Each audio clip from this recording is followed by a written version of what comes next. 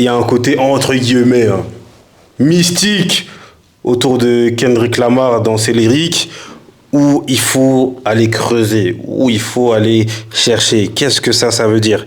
Qu'est-ce que Et c'est là que tu vois que au final, l'artiste Kendrick Lamar en question, il est tout sauf simpliste.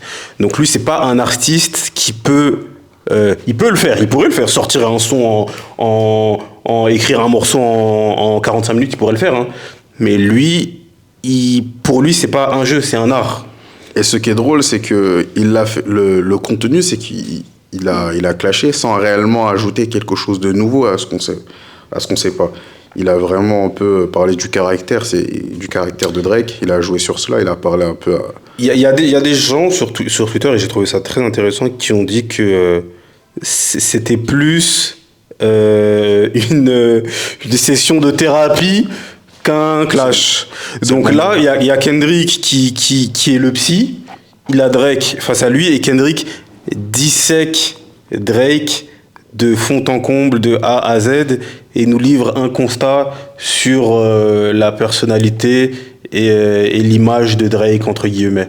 Et c'est quelque chose de fort, et puis il arrive à le faire en ayant quand même des phases très solides. Lyricalement, c'est toujours au rendez-vous, ça, il n'y a rien à dire.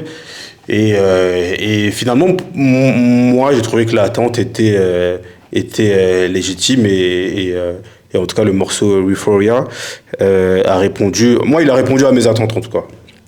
Il a répondu à mes attentes, et je vais peut-être aller loin. Après, c'est peut-être mon admiration pour Kendrick qui me fait ne pas être objectif. Mais pour moi, on n'est pas loin d'un classique hein, sur Euphoria. Hein.